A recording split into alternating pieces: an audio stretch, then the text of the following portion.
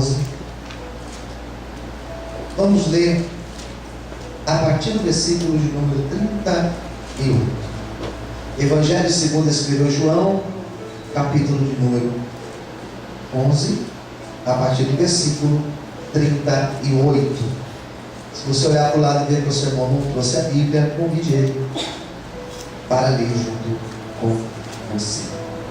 Graças a Deus. Vamos lá? Quem já encontrou, diga amém. Amém. Jesus, pois, movendo-se outra vez muito em si mesmo, foi ao sepulcro, e era uma caverna, e tinha uma pedra posta sobre ela. E disse-lhe Jesus: tirai a pedra. Marta, irmã do defunto, disse-lhe: Senhor, já cheira mal, porque é já de 4 dias. Disse-lhe Jesus: não te hei dito que se creres verás a glória de Deus? Tiraram, pois, a pedra, e Jesus, levantando os olhos para o céu, disse: Pai, graças te dou por me haveres ouvido.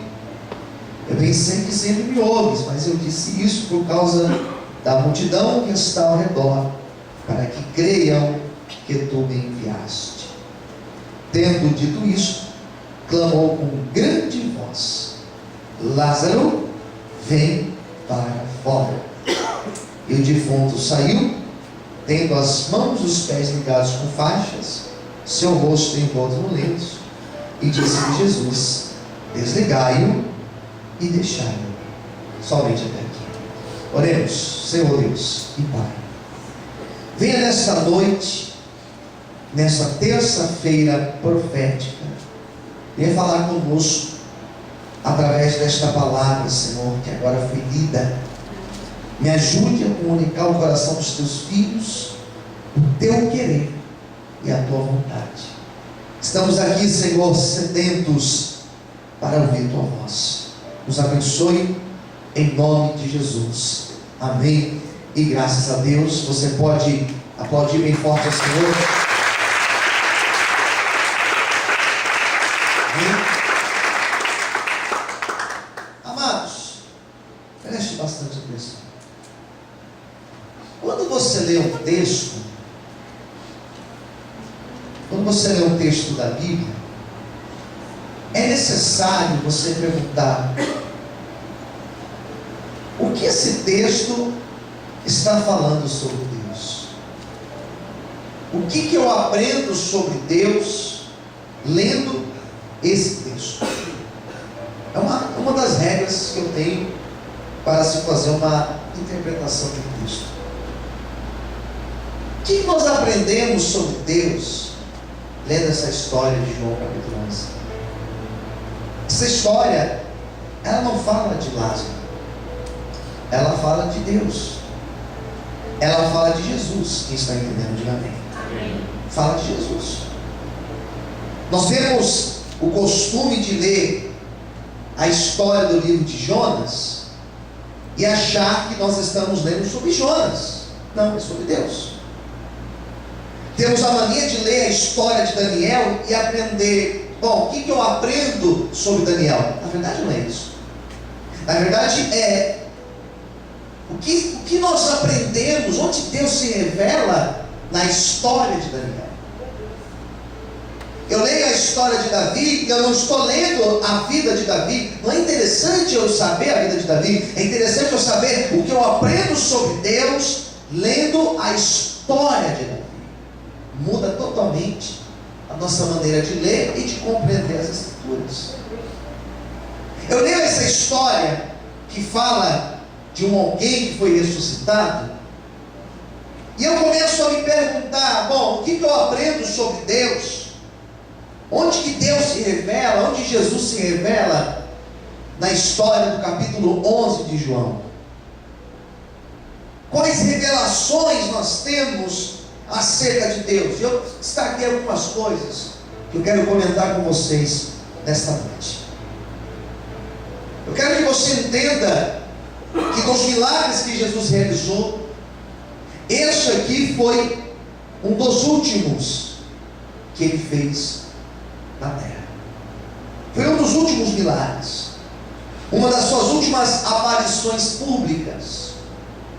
Esse milagre repercutiu tanto, foi uma coisa tão marcante, que esse milagre não ficou apenas conhecido dentro daquela aldeia de Betânia, que ficava uns 3 quilômetros de Jerusalém, mas esse milagre, toda aquela região ficou sabendo do que tinha acontecido. E foi uma repercussão tão grande, que se você ler os versículos que vêm depois dessa passagem, os versículos vão dizer que as autoridades daquela época queriam a todo custo matar Jesus, por causa desse milagre. A popularidade de Jesus deu uma explosão tão grande, que os religiosos disseram: bom, nós temos que matar esse Jesus. De alguma maneira, nós temos que matar ele. Quem está entendendo, diga amém. Nós temos que tirar a vida dele. Para você entender a dimensão que esse milagre ele toma. Um outro aspecto interessante desse milagre, esse milagre é um dos poucos milagres que nós temos relato de Jesus, que vai demonstrar a relação que Jesus tinha com o Pai e o Pai tinha com Jesus. Uma relação de Jesus com Deus, com o Pai. Você vê que Jesus, em muitos milagres que ele fez, ele simplesmente declarou a palavra de cura. Você quer enxergar? Então vê, a tua fé te salvou. Foi um milagre que ele declarou. Diz a Bíblia que o centurião de Cafarnaum tinha um servo lá doente. Jesus falou assim: eu vou lá liberar saúde sobre ele. Não, Senhor, basta só uma palavra, meu servo é curado. Então ele já está curado pela fé. Ele já estava curado. Aqui foi diferente. Aqui Jesus orou a Deus. E ele ora para justamente mostrar que Jesus e o Pai, eles tinham uma aliança, uma ligação muito grande. Quem está entendendo, diga amém. E para mostrar que tudo aquilo que nós pedimos ao Filho, o Pai ouve e responde. Posso ouvir amém? Amém? Nós observamos nesse texto, nessa história, que quando Jesus falou que ia lá para Betânia, para a aldeia de Betânia, onde acontece esse fato, os discípulos ficaram com medo. E os discípulos disseram: Senhor, há pouco o povo queria te matar, e o Senhor vai lá. E Jesus, ele corre todo esse risco para justamente mostrar que para levar a vida para alguém, você vai correr riscos. Que a obra do Evangelho é uma obra que exige riscos. Falar do amor de Deus não é fácil, é uma missão difícil. Evangelizar não é fácil. Quantas pessoas morrem pelo nome de Cristo? Essa semana eu vi um vídeo de 21 cristãos egípcios que foram mortos. Não sei se vocês viram essa notícia. Foram decapitados. Isso não aconteceu no século passado, aconteceu essa semana. E nós somos perseguidos por falar do amor de Cristo. A igreja é perseguida, a obra de Deus, ela é perseguida. Esse texto mostra. Mas não é sobre isso que eu quero falar nessa noite. Eu quero falar sobre Deus. O que nós aprendemos com Deus lendo esse texto. E eu li essa história hoje, eu reli esse texto, eu já preguei, sei lá, dezenas de vezes. Mas hoje eu reli essa história com esse pensamento. O que eu aprendo sobre Deus? E eu vou falar de 5 coisas que nós podemos aprender sobre Deus lendo esse texto. Quem está pronto para ouvir, diga amém. Amém. Eu destaquei 5 ideias aqui para a gente pensar sobre Deus. E a primeira coisa que eu quero pensar junto com você é que quando Lázaro estava enfermo ainda, as irmãs de Jesus mandaram um recado dizendo: nós precisamos da tua ajuda. E Jesus, ele não foi de imediato. Quem conhece a história sabe. Jesus, quando ele recebe a notícia, ele não foi de imediato, mas quando ele vai, Lázaro já estava morto há quantos dias? Quantos dias? 4 dias. Há pelo menos 4 dias ele já tinha morrido. Então você observa que Jesus recebe a notícia que Lázaro não estava bem, e ele não foi na hora, ele ainda demora alguns dias. Eu estava lendo isso e comecei a pensar de quantas coisas que nós oramos, e a resposta não vem na hora que nós oramos.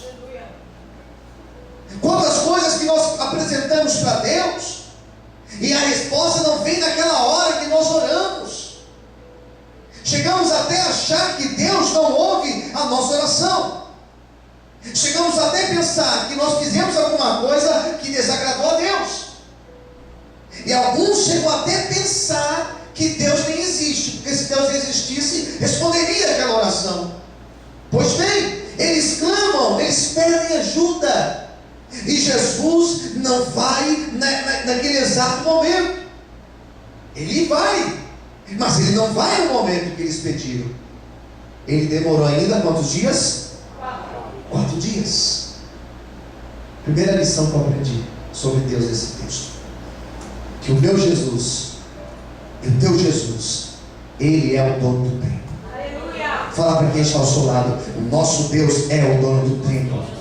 Amém? Ou seja, Ele vai responder no tempo dEle. Você pode orar, e eu te motivo nesta noite. Eu quero que essa mensagem te sirva de motivação para você continuar orando mesmo, para você continuar profetizando mesmo, para você continuar declarando mesmo, porque no tempo de Deus a resposta dEle virá sobre a tua vida, em nome de Jesus. Quem crê nisso, bate palma e glorifica o nome do Senhor essa noite. Aleluia. Posso dar amém? Parece até com o texto de Eclesiastes 3, que vai dizer que existe um tempo determinado para todas as coisas. Jesus, Ele é dono do tempo, e não é porque Ele não fez agora o que eu quero, que Ele não existe, que Ele não está me ouvindo. É que existe um tempo certo para Ele abençoar as nossas vidas. Fala para o seu irmão: fique tranquilo, existe um tempo certo de Deus para Ele responder a nós. E eu quero hoje ser ousado e profetizar que hoje é o dia do Senhor respondendo a oração. Quem crê nisso, glorifique e exalte a Ele. Aleluia. Amém. Posso ouvir amém? Isso me conforta. Isso me conforta, que me faz entender que é no tempo do Senhor. A questão não é se Ele tem ou não tem poder. A questão não é se Ele pode ou não pode fazer. Ele pode fazer o que Ele quiser. Ele pode mudar qualquer realidade hoje. Ele não muda, pastor, porque está no tempo certo. E esse tempo de espera, esses 4 dias que eles esperaram, o tempo de espera na nossa vida, é o tempo onde o Senhor estará trabalhando no nosso ser, no nosso caráter. Posso ouvir amém? Na nossa intimidade com Ele. Esse tempo. Um outro aspecto que eu percebi nesse texto sobre Deus, uma segunda ideia, são 5, vamos para a segunda. Em vários momentos desse texto aparece a necessidade de crer. O fato de crer é essencial para que a obra do Senhor aconteça na nossa vida. Eu preciso crer. Posso ver amém? Amém. Eu posso estar cercado de um monte de pessoas e ninguém crê. Eu preciso crer. Você pode ser casado e a tua esposa não crê, e o teu esposo não crê. Você precisa crer para a promessa de Deus acontecer na tua vida. Você pode estar sozinho crendo, e de fato, em alguns momentos nós vamos crer sozinho. Quem me ouviu, diga amém. Amém. Não espere que outras pessoas acreditem com você. Você vai ver que Jesus, em alguns momentos, ele cobra essa postura. Ele chega a cobrar. Já não disse que se crer, verás a glória de Deus. Ele chega a exigir isso. Ele chega a chamar as irmãs de Lázaro e falar: olha, tem que crer.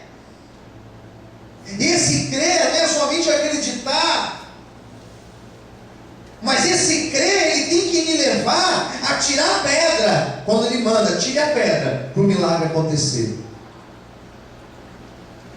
Foi tão verdade isso, que no momento que ele falou, tire a pedra, elas questionaram ele: Senhor, mas ele já cheira mal, ele já está morto, já está em estado de decomposição. Tire a pedra. Não é somente um crer, mas é um crer em tirar a pedra, para que o milagre aconteça. O nosso relacionamento com Deus, ele tem que ter esse alicerce, ele tem que ter essa base. Eu creio, e é tão verdade que eu creio, que hoje eu vou colocar minha cabeça no travesseiro e eu vou dormir em paz, porque eu creio. É tão verdade que eu creio, que eu não vou entrar em desespero, eu não vou sair daqui desesperado. É tão verdade que eu creio, que eu vou descansar em Deus. Eu vou tirar toda a pedra da dúvida da minha vida. Aleluia! Toda a pedra da incredulidade. E eu vou esperar em Deus, porque eu sei que Deus vai fazer aquilo que eu aguardo nele. Eu sei que Deus está no controle. Eu sei que Deus vai cumprir a promessa dele na minha vida. Que também quer dessa maneira, levanta a mão, glorifica o Senhor e aplauda ele nessa noite, em nome de Jesus. Mais fortes palmas. Amém? Eu tenho que crer em Deus. Eu tenho que crer na promessa de Deus. Quem está entendendo, diga amém. Eu tenho que descansar nesse Deus. Sozinho, se for preciso. Mas eu vou crer. E se eu creio, eu vou viver o impossível na minha vida. Amém, queridos? Fala para quem estiver perto de você. Continue crendo na promessa do Senhor. Eu aprendo, irmãos, que eu tenho que crer. Crer sozinho, se for preciso. Tirar a pedra sozinho, se for preciso. Mas eu vou ter que permanecer crendo no Senhor. Terceiro lugar, vamos lá. Uma terceira ideia que eu tirei desse texto acerca de Deus, acerca de Cristo, é que a presença de Jesus foi fundamental para que o milagre acontecesse. A presença de Deus, ela é fundamental para que qualquer milagre aconteça. Quem entendeu, diga amém. Amém. Deus tem que estar presente. Fala para o seu irmão do lado: a presença de Deus. Mas fala com mais fé, irmãos. Fala para o seu irmão: a presença de Deus, ela é necessária para que o milagre dele aconteça nas nossas vidas. Presença de Deus. Por que elas chamaram Jesus? Por que eles chamam Jesus? Por que Jesus é conduzido até onde estava o morto? Porque Jesus tinha que estar lá presente. Que a presença dele é essencial. A presença do Senhor, ela é suficiente. Ela é suficiente para mudar qualquer coisa. Você não precisa desse lenço aqui. Você não precisa desse lenço para que o milagre aconteça na tua vida. Quem me ouviu, diga amém. Você não precisa passar num corredor cheio de luzes, com sal, para que o milagre aconteça na tua vida. Você não precisa disso. Você não precisa de uma rosa ungida, vermelha, representando o amor, e branca, representando o paz. Você não precisa disso para que o milagre aconteça na tua vida. O que você precisa é a presença do Senhor Jesus na tua vida. Se a presença do Senhor estiver contigo, eu te garanto que não existe situação que não é mudada, não existe enfermo que não é curado, não existe porta que não é aberta, não existe milagre que não aconteça. A presença do Senhor é o único elemento essencial e necessário para que o milagre aconteça. Eu tenho uma notícia para você hoje: a presença de Jesus, ela está nesse lugar. Se você não percebeu, perceba, Jesus está aqui e Ele tem grandes coisas para fazer em nosso meio. Quem acredita nisso, levanta a mão, bate palma, adora e exalte ao Senhor essa noite. Você pode aplaudir o Senhor em paz.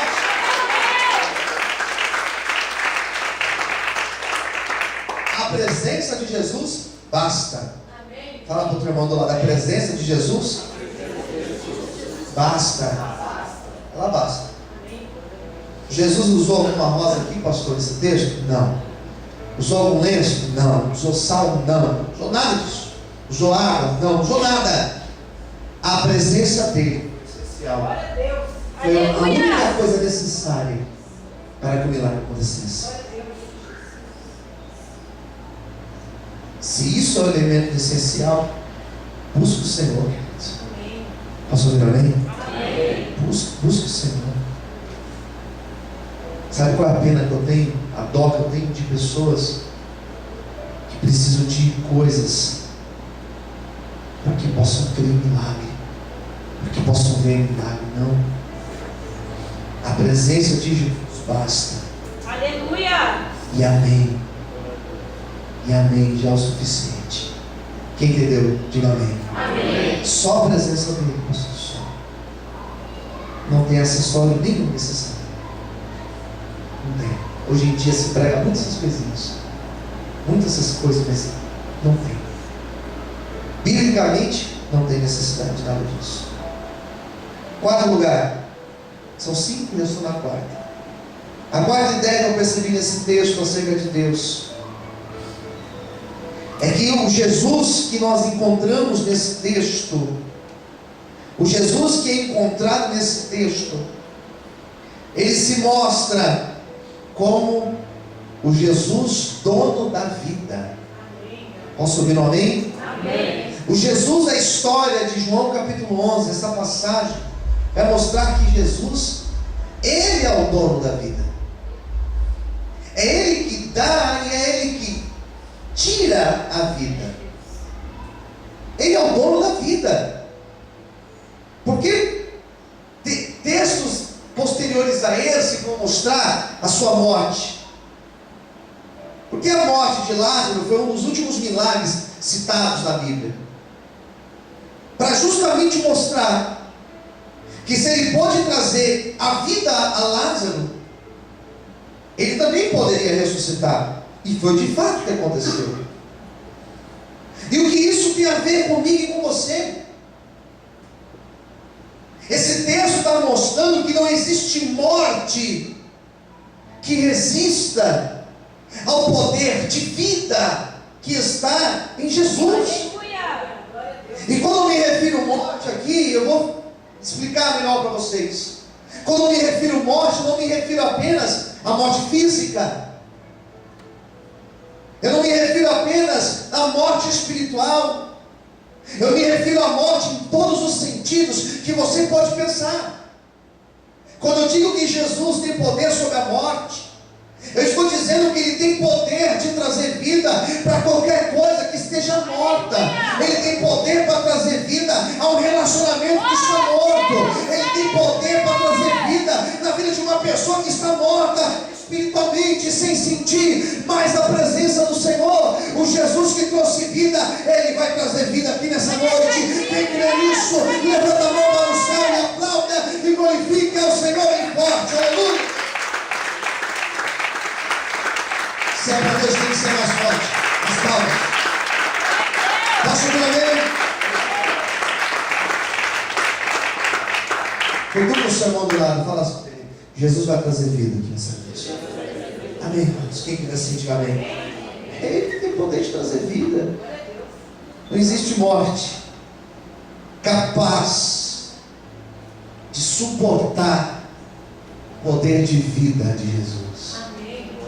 E tem áreas que hoje estão mortas. Levanta sua mão direita para o céu. É uma profecia. Quem crê, levanta a mão. Eu profetizo que áreas da tua vida que estão mortas, o Senhor vai ressuscitar nessa noite. Áreas da tua vida que estão talvez aqui como Lázaro, cheirando mal. Áreas da tua vida que já foram até sepultadas. Áreas da tua vida que foram destruídas por palavras de maldição. Áreas da tua vida que o adversário destruiu e hoje está como morto. Eu profetizo vida e vida com abundância. Vida e vida com abundância. Quem crê, bate palma e adora o Senhor essa noite. Aleluia. Quem crê, então glória a Deus, vai ganhar.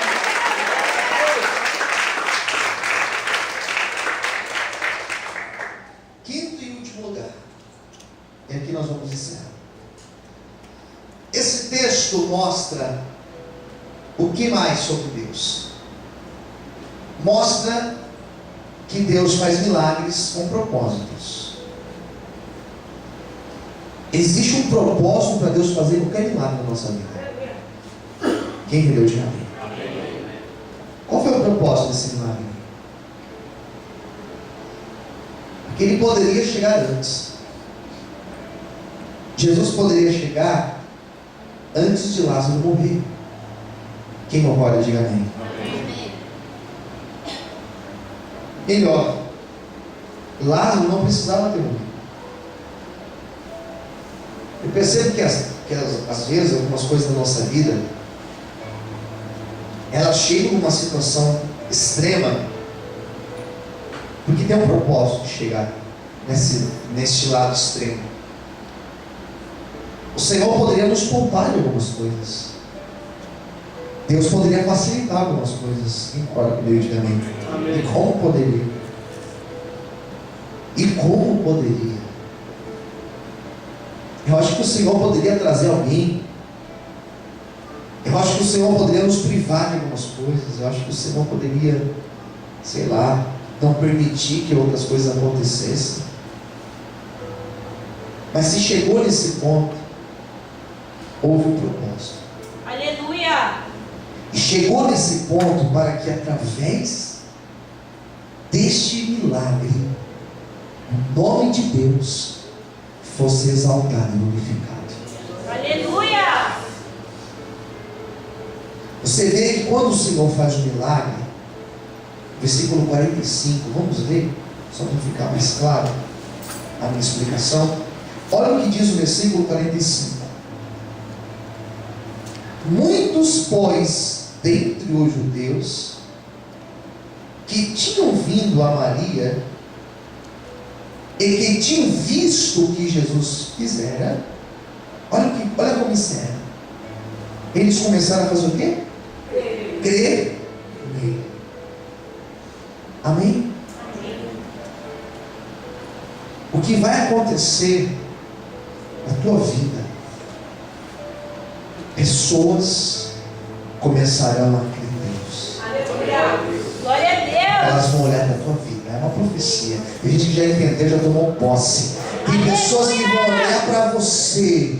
Tem pessoas que vão olhar para a tua história. Levanta a sua mão direita, vou te ajudar. Levanta a sua mão para o céu. Fecha os teus olhos só por um instante. 1 minuto e eu encerro a pregação. As pessoas vão olhar para você. Elas vão olhar para o milagre que aconteceu na tua vida. Elas vão olhar para o seu testemunho. Elas vão olhar para a tua história. E diz o Senhor para você nesta noite que elas vão começar a crer em Deus. Elas vão se converter. Elas vão entregar a vida a Jesus. Elas vão se render ao Senhor. Porque elas vão olhar para a tua vida e elas vão dizer: Deus é grande. Porque olha o que Deus fez na vida dele. Deus realmente é poderoso. Olha a mudança que Deus fez na vida. Deus realmente restaura. Olha a obra que Deus fez na vida dessa pessoa. Deus realmente cura. Porque olha o milagre que aconteceu na vida dele. Eu profetizo em nome de Jesus que o Senhor fará uma grande obra na tua vida e o nome dele será exaltado e glorificado. Quem acredita nisso, dá um grito de júbilo ao Senhor e aplauda a Deus nessa noite. Todos podem aplaudir ao Senhor. Todos podem exaltar ao Senhor. Todos podem exaltar a Deus. Toma posse, toma posse. Se você crê, toma posse. Se você crê, fala: Deus é para mim. Eu recebo. Diga: Senhor, eu recebo. nome de Jesus. Quem entendeu, diga amém? Amém. Eu quero orar por você. Glória a Deus. O Senhor te